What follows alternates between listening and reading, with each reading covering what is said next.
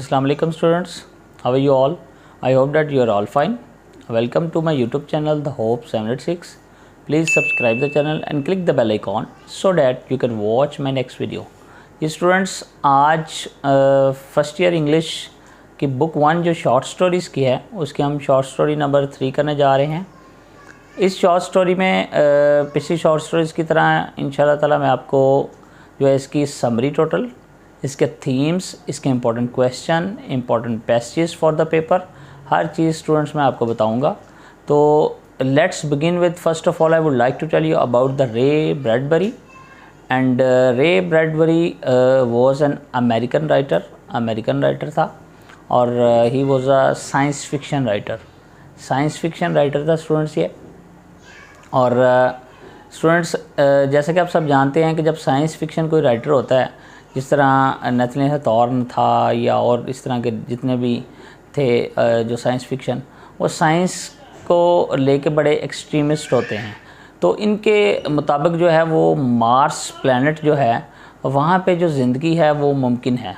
रे ब्रैडबरी कहता है कि on life on earth is just like life on earth in Mars is possible. वहाँ पे भी पॉसिबल है ज़िंदगी जिस तरह ज़मीन पर पॉसिबल है। तो इसने एक जो नोशन है वो दिया लोगों को कि जी आप जो है वो मार्स पे जाएं और वहाँ पे रहें। दूसरा इसका बताने का एक जो मेन मकसद था वो ये था कि अमेरिका जो था बेसिकली वो मार्स पर एक कॉलोनी बनाना चाहता था कि वहाँ पे एक कॉलोनी बनाए और उसके ऊपर अपना जो है वो सारा इम्पोज करें। डार्क देवर, काले थे वो, गोल्डन आइड, भूरी आंखों वाले। स्टूडेंट्स स्टोरी जो स्टार्ट होती है, रे ब्रैडबरी ने जिस तरह स्टोरी स्टार्ट की उसने इस तरह की कि अमेरिकन जो हैं वो कॉलोनाइज करना चाहते थे, इन्वेजन करना चाहते थे ऑन मार्स। उन्होंने इसी तरह वो चाहते थे कि 10 साल में हम 10 लाख अमरीकियों को मार्स पर जो है वो मुंतकिल कर दें। इसी चीज़ के पेश नज़र उन्होंने क्या किया, उन्होंने 1000 अमरीकियों को न्यूयॉर्क से, अमेरिका से मार्स पर भेज दिया। तो जब मार्स पर भेज दिया उन्होंने स्टूडेंट्स, तो उसके साथ क्या हुआ कि वहाँ पर जब वो उनको उतार के चले गए और वहाँ पे जो डिफरेंट फैमिलीज़ थी वो थी, और एक फैमिली जो बिटरिंग फैमिली है उसका इन्होंने ज़िक्र किया है। हैरी बिटरिंग जो मेन किरदार है, उसकी बीवी कोरा बिटरिंग और उसके 3 बच्चे हैं, लॉरा बेटी, डॉन बेटा और डैन, ये 3 उसके बच्चे थे। तीनों जो है वो जब पहुंच जाते हैं मार्स पर तो स्टूडेंट्स वहाँ पे जाके जो वो देखते हैं कि वहाँ पे जो फ़र्स्ट ऑफ़ ऑल जो उनको डिफ़िकल्टी पेश आती है वो होती है एटमॉस्फेयर, क्लाइमेट चेंज। एकदम से उनको लगता है कि उनको जो वहाँ पे की आबो हवा है वो उनकी जिस्म से हर चीज़ उखाड़ के ले जाएगी। वहाँ पे जब वो पाँव रखते हैं तो उनको ऐसे फ़ील होता है कि वो उनका जो पाँव है वहाँ रखना वो बहुत नाजुक मिजाज है, वो बहुत नाजुक है। वहाँ पे जब वो पाँव रखेंगे तो इस तरह लगेगा कोई चीज़ उनको उठा के ले जाएगी। दूसरी वहाँ की आबोहवा जो वो इतनी ज़्यादा गर्म और मरतूब थी कि वहाँ पे जब वो उतरते हैं तो एकदम उनको इस तरह फ़ील होता है कि हड्डियों के अंदर से गुदा तक निकाल के ले जाएगी। और उनका वहाँ का जो टेम्परेचर होता है वो इतना ज़्यादा लो होता है कि उनको ऐसे फ़ील होता है कि वो वैक्यूम क्लीनर जो होता है उसके आगे खड़े हैं और कोई उनके जो बॉडी ऑफ द टिश्यूज़ हैं वो उस तरह सुकेड़ आया उन्हें। एनीवे स्टूडेंट्स वो आगे बढ़ते हैं, टाउन की तरफ मूव करते हैं। जो उनका रॉकेट होता है वो वहाँ से चला जाता है, तो वहाँ पे वो रहना शुरू कर देते हैं स्टूडेंट्स। बेटरिंग फैमिली जो है वो अपना एक अलग सेटलमेंट बना लेती है और same is the case of other families as well. जो दूसरी फैमिलीज़ हैं वो भी आगे स्टूडेंट्स चली जाती हैं, वो भी अपना डिफरेंट जगह पे जो है वो रहाइश इख्तियार कर लेती हैं। तो जो हैरी होता है तो वो डीप फ्रीज़र का खाना अपना वहाँ का खाता है, यहाँ का खाना नहीं खाता। वो कहता है कि मैं यहाँ की मार्स की कोई चीज़ नहीं खाऊंगा। तो वो जब वहाँ पे देखता है कि कैनाल जो है वो ड्राई हो रहे हैं, दिन के वक्त बहुत ज़्यादा गर्मी है, रात को सर्दी हो जाती है बहुत ज़्यादा, तो वहाँ पे वो अर्थ सेटलमेंट की तरह का एक टाउन बनाते हैं। और स्टूडेंट्स वहाँ पे जब वो टाउन बनाते हैं और वहाँ पे छोटे छोटे झोंपड़े बनाते हैं, कॉटेजेस बनाते हैं, अपने रहने के लिए घर बनाते हैं, تو وہاں پہ ان کو بہت زیادہ ڈیفیکلٹی فیل ہوتی ہے اسٹارٹ میں. آہستہ آہستہ ہم کسی بھی جگہ پہ جاتے ہیں اسٹوڈنٹس، ہمیں اسٹارٹ میں ایک جگہ پہ رہنے کے لیے بہت زیادہ ڈیفیکلٹی ہوتی ہے.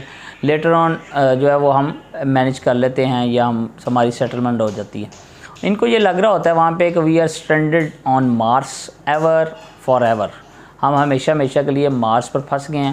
اور یہ ان کو تب فیل ہوتا ہے جب ایک دن ریڈیو فلیش آتا ہے، اور جب ریڈیو فلیش آتا ہے وہاں سے اس کی بیٹی جو ہوتی ہے لورا، وہ آگے بتاتی ہے کہ زمین پر نیو یارک کو جو ہے وہ ایٹم بام نے ہیٹ کیا اور تمام جو راکٹس ہیں وہ تباہ و برباد ہو گئے ہیں، ان کا جو سسٹم ہے ٹوٹل ریڈار وہ یہ وہ والا وہ برباد ہو گیا.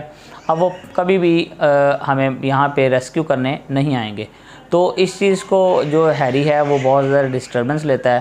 وہ باہر نکلتا ہے تو اس کو ایک جو ہے نا ایک وہاں پہ کریکٹر ہوتا ہے سیم، وہ میٹل شاپ پر ہوتا ہے اور وہ دیکھتا ہے کہ لوگ جو وہاں پہ ادروائز دوسرے بھی بیٹھے ہوتے ہیں بہت زیادہ کام اینڈ ایز بیٹھے ہوتے ہیں، ان کو کوئی فکر نہیں ہوتی.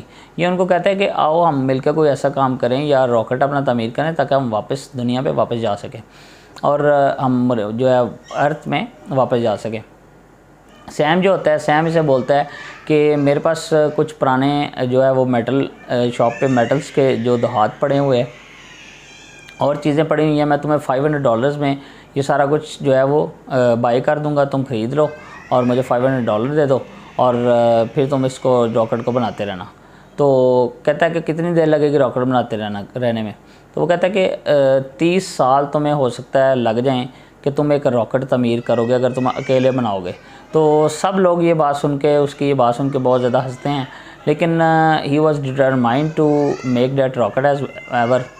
تو وہاں پہ جو اس کے پاس سیم کے پاس بلو پرنٹس بھی ہوتے ہیں اس کا وہاں پہ جو اس کے پاس پرانا جو ہوتا ہے اس کا میٹل جو ہوتی ہے اس کی وہ بھی پڑی ہوتی ہے، وہ ساری چیزیں لے کے تو بنانا سٹارٹ کر دیتا ہے.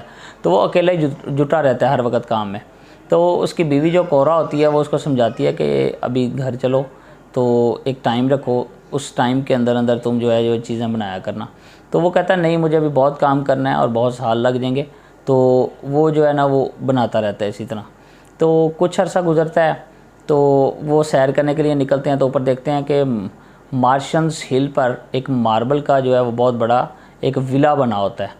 تو وہ ولے کے اندر جاتے ہیں اور وہاں دیکھتے ہیں کہ وہاں کا ایٹماسفیئر بہت جو ہے کول ہے، بڑا مزے والا ہے، اور وہاں پہ جو سوئمنگ پول بھی بنا ہوا ہے، دوسری چیزیں بھی بنی ہوئی ہیں. تو وہاں پہ وہ کہتے ہیں کہ چلو اب ہمیں دیر ہو رہی ہے واپس چلتے ہیں. تو ان کا واپس آنے کو دل نہیں کرتا اس کی بیوی کا، لیکن پھر بھی وہ زبردستی واپس یہاں پہ لے آتا ہے. کچھ عرصہ گزرتا ہے تو اسٹوڈنٹس جو باقی وہاں کے ٹاؤن کے لوگ ہوتے ہیں وہاں پہ گرمی بہت زیادہ بڑھ جاتی ہے اور ان کا جو کلر ہے وہ چینج ہونا شروع ہو جاتا ہے. اتنے دیر میں سیم اس کو بولتا ہے کہ تمہاری جو آئیز ہیں اس کے اندر جو ہے نا وہ بھورا پن آ رہا ہے اور جو تم بہت زیادہ دبلے پتلے بھی ہوتے جا رہے ہو، وہ ہیری کو بولتا ہے. تو اس کی بیوی بھی یہی بولتی ہے. تو وہ اس کو اپنا نا آئینہ دکھاتا ہے، چھوٹا سا اس کے بعد پاکٹ مرر ہوتا ہے. وہ جب پاکٹ مرر اس کے سامنے کرتا ہے تو وہ کیا دیکھتا ہے کہ سامنے جب دیکھتا ہے تو he was shock to C himself, خود کو دیکھ کے حیران ہو جاتا ہے. تو اس کے ہاتھ سے آئینہ جو ہے وہ گر جاتا ہے اور ٹوٹ جاتا ہے. سیم بولتا ہے کہ تم نے میرا آئینہ گرا دیا. تو وہ اس کو آگے سے کہتا ہے کہ یہ تو گرا دیا لیکن تمہارا بھی یہی حال ہو رہا ہے، تم بھی اسی طرح مجھے دکھ رہے ہو. تو وہ جب خود کو دیکھتا ہے اس دوسروں کو سب ایک دوسرے کو دیکھتے ہیں تو سب کی جو آنکھیں ہوتی ہیں ان کے اندر چھوٹے چھوٹے جو ہے نا وہ ذرے بن جاتے ہیں براؤن کلر کے، اور ان کے جو قد ہیں وہ بہت زیادہ ٹالر ہو رہے ہوتے ہیں، تھنر ہو رہے ہوتے ہیں، اور ان کی جو ان کا کلر ہے وہ ڈارک ہونا شروع ہو جاتا ہے، اور ان کی جو آئیز کلر ہے وہ بہت زیادہ بھوری ہونی شروع ہو جاتی ہیں.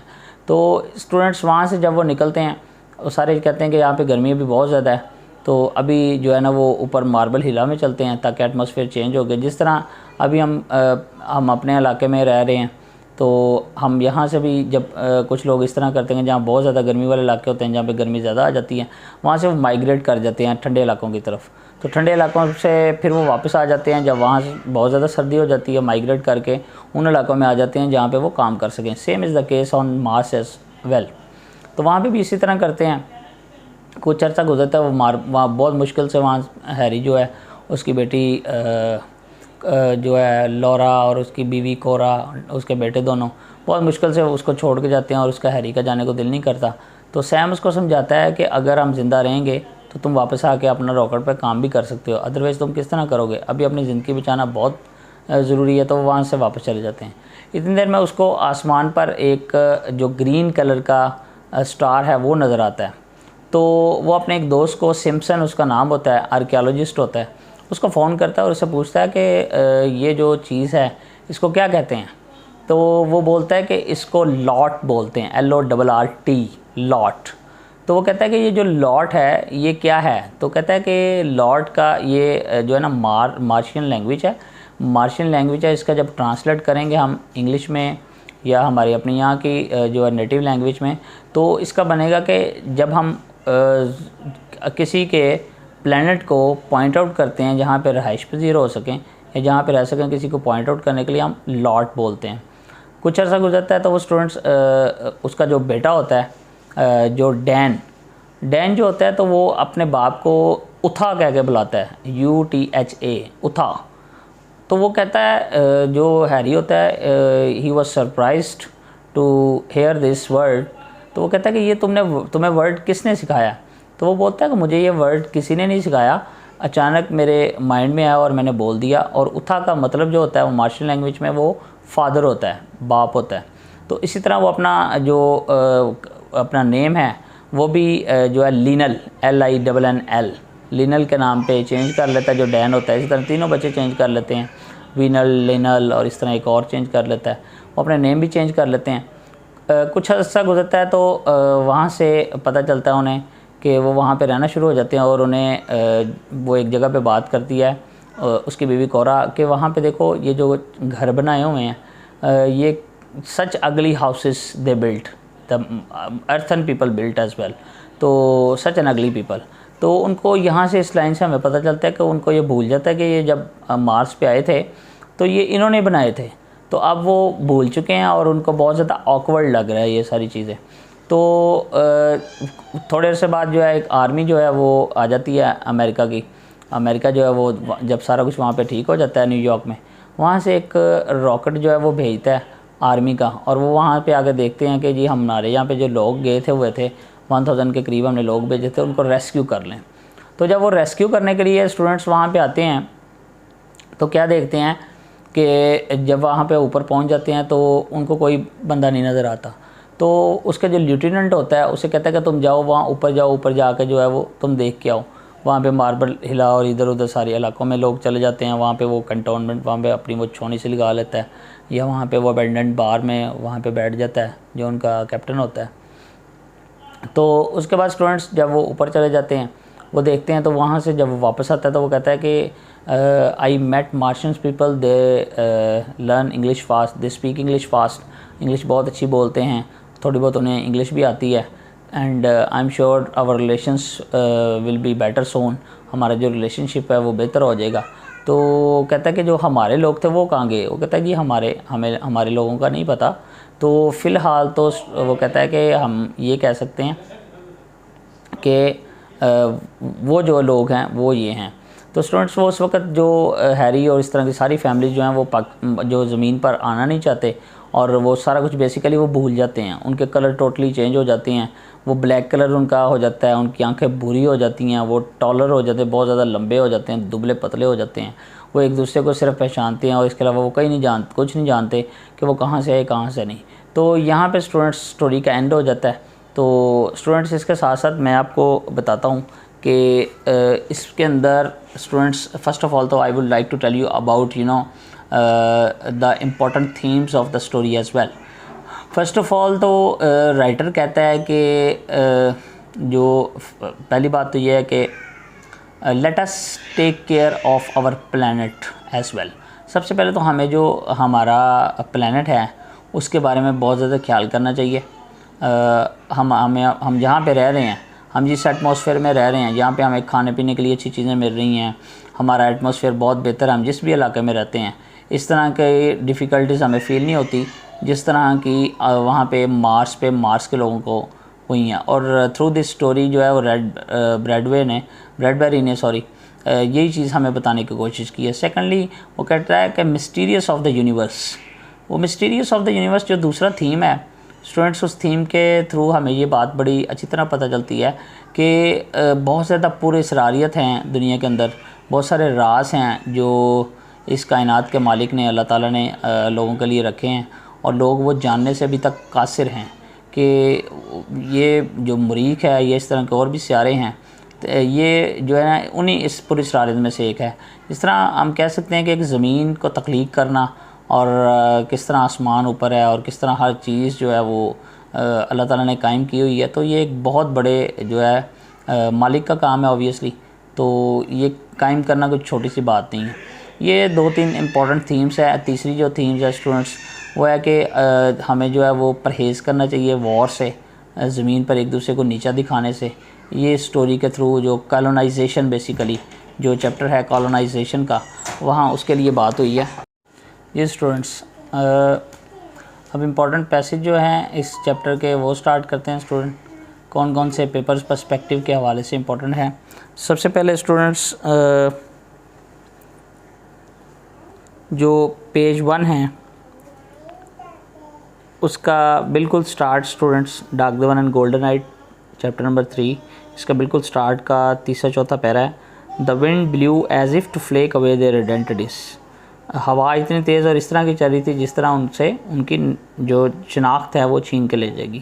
ایٹ اینی مومنٹ، کسی بھی لمحے، دا مارشن year might draw his souls from ہم، جو مارشن جو ہوا ہے وہ ان سے ان کی جو روح ہے وہ چرا کر لے جائے گی۔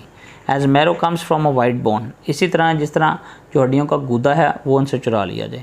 He felt submerged in a chemical, اور وہ اس طرح غرق ہو جاتے ہیں، سبمرج ہوتا ہے غرق ہونا، جس طرح کیمیکل میں that could dissolve his intellect, کہ ان سے ان کا حافظہ چھین کے کوئی لے جائے، برن اوے ہز پاسٹ، ان سے ان کا ماضی لے جائے۔ یہ اسٹوڈنٹس اس کے بعد